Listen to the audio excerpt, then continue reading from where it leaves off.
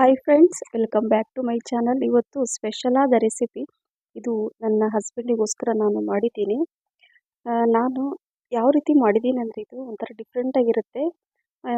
ಬಾಯಲ್ಲಿಟ್ಟರೆ ಕರಗುತ್ತೆ ಅಷ್ಟೇ ರುಚಿ. ಇದು ಹೇಳಿದರೆ ನೀವು ಒಮ್ಮೆ ಮಾಡಿ ತುಂಬ ಸುಲಭವಾಗಿ ಮಾಡ್ಬೋದು ಅಂತ ಹೇಳ್ತಾ ಇದ್ದೀನಿ. ಬಾಯಲ್ಲಿಟ್ಟರೆ ಕರಗುತ್ತೆ ನೋಡಿ, ಎಷ್ಟು ಸಾಫ್ಟ್ ಇದೆ ಅಂದರೆ ಮನೆಯಲ್ಲೇ ಇರುವಂತಹ ಕೆಲವೊಂದು ಸಾಮಗ್ರಿಗಳಿಂದ ನೀವು ಇದನ್ನು ಮಾಡಬಹುದು. ಬನ್ನಿ ಯಾವ ರೀತಿ ಮಾಡೋದು ಅಂತ ನೋಡೋಣ. ಇಲ್ಲಿ ನೋಡಿ, ಕ್ಯಾರೆಟ್ ನಾನು ಒಂದು ಅರ್ಧ ಕೆಜಿಗಿಂತ ಜಾಸ್ತಿನೇ ಕ್ಯಾರೆಟನ್ನು ತೊಗೊಂಡಿದ್ದೀನಿ. ಸೊ ಈ ಕ್ಯಾರೆಟನ್ನು ಮೇಲೆ ಸಿಪ್ಪೆ ತೆಗೆದು ನೀಟಾಗಿ ತುರಿದ್ಬಿಟ್ಟು ಇಟ್ಕೊಂಡಿದ್ದೀನಿ ನೋಡಿ.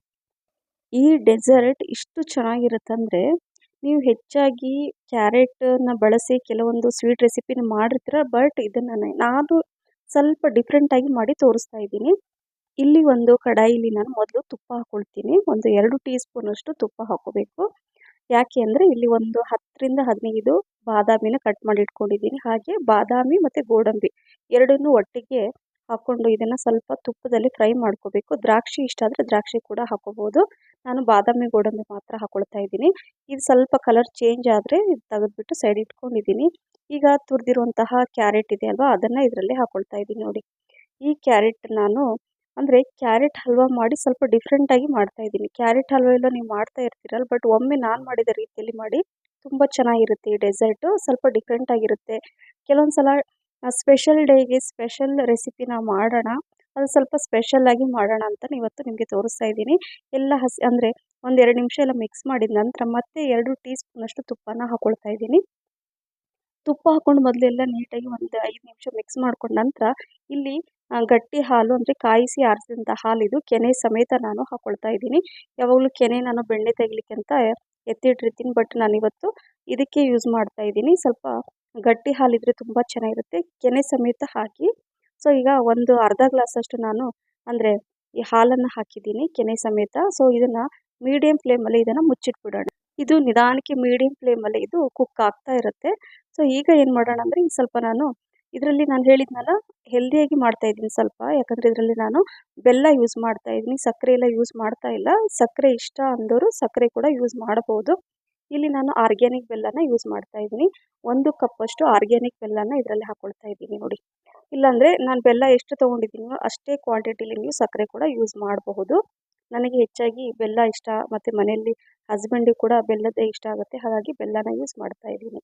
ಸೊ ಬೆಲ್ಲ ಹಾಕ್ಕೊಂಡು ಮೀಡಿಯಮ್ ಫ್ಲೇಮಲ್ಲಿ ಇದನ್ನು ಚೆನ್ನಾಗಿ ಒಂದು 2 ನಿಮಿಷ ಎಲ್ಲ ಕರಗಿದ ಮೇಲೆ ಕುಕ್ ಆಗಲಿ. ಎಲ್ಲ ಸ್ವಲ್ಪ ನೀರಿನಂಶ ಹೋದ್ಮೇಲೆ 7ರಿಂದ 8 ಏಲಕ್ಕಿನ ಬೀಜ ತೆಗೆದು ಜಜ್ಜಿಟ್ಕೊಂಡಿದ್ದೆ, ಏಲಕ್ಕಿ ಪುಡಿ ಹಾಕ್ಕೋಬೇಕು. ನಂತರ ಈ ಫ್ರೈ ಮಾಡಿರುವಂತಹ ಈ ಏನಂದರೆ ಡ್ರೈ ಫ್ರೂಟ್ಸ್ ಇತ್ತಲ್ವ, ಸೊ ಅದನ್ನು ಹಾಕ್ಕೋಬೇಕು ಲಾಸ್ಟಲ್ಲಿ. ಹಾಕ್ಕೊಂಡು ಒಂದು 2 ನಿಮಿಷ ಚೆನ್ನಾಗಿ ಮಿಕ್ಸ್ ಮಾಡಬೇಕು. ಆ ಏಲಕ್ಕಿ ಫ್ಲೇವರ್ ಕರೆಕ್ಟಾಗಿ ಮಿಕ್ಸ್ ಆಗಬೇಕು. ತುಂಬ ಚೆನ್ನಾಗಿ ರುಚಿ ಬರುತ್ತೆ, ಅಷ್ಟೇ ಸುವಾಸನೆ, ಒಂಥರ ಪರಿಮಳ ತುಂಬ ಚೆನ್ನಾಗಿರುತ್ತೆ.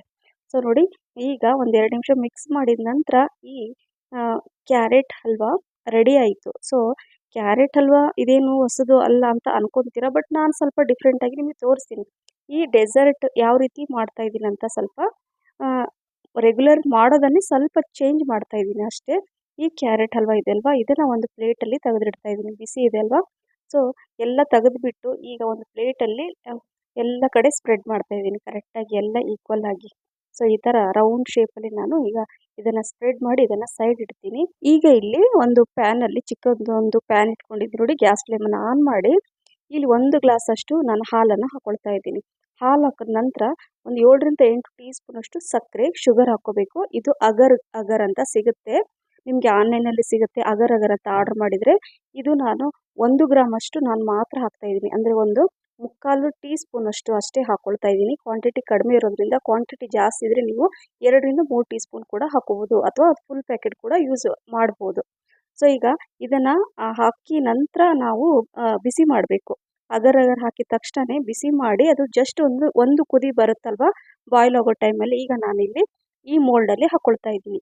ಸೊ ಈ ಮೋಲ್ಡ್ ನೋಡಿ, ಇವಾಗ ಹಾಲು ಥರನೇ ಇದೆ, ಅದು ಅಗರ್ ಹಾಕಿದ್ದು. ಈಗ ಇದನ್ನು ಒಂದು ಅರ್ಧ ಗಂಟೆ ಬಿಟ್ಟು ನಿಮಗೆ ತೋರಿಸ್ತಾ ಇದ್ದೀನಿ ನೋಡಿ. ಎಲ್ಲೂ ಕೂಡ ಬೀಳಲ್ಲ, ತುಂಬ ಸಾಫ್ಟ್. ಅಂದರೆ ನೀವು ಯಾವ ರೀತಿ ಅಂದರೆ ಇದು ಬಾಯಲ್ಲಿಟ್ಟರೆ ಕರಗುತ್ತೆ, ಅಷ್ಟೊಂದು ರುಚಿಯಾಗಿರುತ್ತೆ. ಕೆಲವೊಂದು ಸಲ ಕೇಕು ಅದು ಇದು ತಂದು ಬೇಕರಿಯಲ್ಲಿ ತಿನ್ನೋದಕ್ಕಿಂತ ಬೆಟರ್ ಮನೆಯಲ್ಲೇ ನೀವು ಈ ರೀತಿಯಾಗಿ ಮಾಡಿಕೊಡಿ ನೋಡಿ. ಎಷ್ಟು ನೀಟಾಗಿ ಬಿಟ್ಕೊಳ್ತಾ ಇದೆ, ಕೈ ಕೂಡ ಅಂಟ್ಕೊಳ್ತಾ ಇಲ್ಲ ಅಲ್ವಾ. ತುಂಬ ಈಸಿ, ಕೇವಲ 5 ನಿಮಿಷ ಸಾಕು ಇದನ್ನು ಮಾಡಲಿಕ್ಕೆ. ಹಾಲು ಕಾಯಿಸಿದ್ವಿ, ಅದರಲ್ಲಿ ಸ್ವಲ್ಪ ಸಕ್ಕರೆ ಹಾಕಿದ್ವಿ, ನಂತರ ಅಗರ್ ಅಗರ್ ಪೌಡ್ರ್ ಹಾಕಿ ಮಿಕ್ಸ್ ಮಾಡಿ 1 ಅಥವಾ 2 ಕುದಿ ಬಂದ ತಕ್ಷಣ ನೀವು ಈ ಥರ ಮೋಲ್ಡಲ್ಲಿ ಹಾಕಿಬಿಟ್ರೆ ಅರ್ಧ ಗಂಟೆ ಬಿಟ್ಟರೆ ನೋಡಿ ಈ ಥರ ಬರುತ್ತೆ. ನಿಮ್ಗೆ ಯಾವ ಶೇಪ್ ಬೇಕೋ ಆ ಶೇಪಲ್ಲಿ ನೀವು ಮಾಡ್ಕೋಬೋದು. ನಾನು ಹಾರ್ಟ್ ಶೇಪಲ್ಲಿ ನಾನು ಇದನ್ನು ಮಾಡಿದ್ದೆ ನೋಡಿ. ಸೈಡಲ್ಲಿ ಡೆಕೋರೇಷನ್ಗೆ ಈ ದಾಳಿಂಬೆ ಬೀಜನ ಇಟ್ಟಿದ್ದೀನಿ, ತುಂಬ ಚೆನ್ನಾಗಿ ಅನಿಸುತ್ತೆ. ಇದು ನನ್ನ ಹಸ್ಬೆಂಡ್ಗೆ ಸ್ಪೆಷಲಾಗಿ ಮಾಡಿ ಅವರಿಗೋಸ್ಕರ ನಾನು ಕೊಟ್ಟಿದ್ದೆ, ಅವ್ರಿಗೆ ತುಂಬ ಖುಷಿಯಾಯಿತು. ಸೊ ನೀವು ಕೂಡ ಈ ಸ್ಪೆಷಲ್ ರೆಸಿಪಿನ ನೀವು ಮಾಡಿ ಎಂಜಾಯ್ ಮಾಡಿ ಅಂತ ಹೇಳ್ತಾ, ಈ ರೆಸಿಪಿ ನಿಮಗೆ ಇಷ್ಟ ಆಗಿದ್ದರೆ ಲೈಕ್, ಶೇರ್, ಕಮೆಂಟ್ಸ್ ಮತ್ತು ಸಬ್ಸ್ಕ್ರೈಬ್ ಮಾಡೋದನ್ನು ಮರಿಬೇಡಿ. ಹಾಗೆ ನಿಮ್ಮ ಫ್ರೆಂಡ್ಸ್ ಮತ್ತು ಫ್ಯಾಮಿಲಿ ಕೂಡ ಶೇರ್ ಮಾಡಿ. ನನ್ನ ಫೇಸ್ಬುಕ್ ಪೇಜ್ ಫಾಲೋ ಮಾಡೋದನ್ನು ಮರಿಬೇಡಿ ಅಂತ ಹೇಳ್ತಾ ಇದ್ದೀನಿ ಫ್ರೆಂಡ್ಸ್. ನೋಡಿದ್ರಲ್ಲ ಎಷ್ಟು ಸಾಫ್ಟ್ ಇದ್ರೆ ಬಾಯಲ್ಲಿಟ್ಟ ತಕ್ಷಣ ಕರಗತ್ತೆ, ಅಷ್ಟೊಂದು ರುಚಿಕರವಾದ ಈ ಸ್ಪೆಷಲ್ ಡೆಸರ್ಟ್ ನಿಮಗೆ ಇಷ್ಟ ಆಗಿದೆ ಅಂತ ಅಂದ್ಕೊಂಡಿದ್ದೀನಿ. ಮತ್ತೆ ಇನ್ನೊಂದು ರೆಸಿಪಿ ಜೊತೆ ಸಿಗ್ತೀನಿ. Thank you for watching. Bye.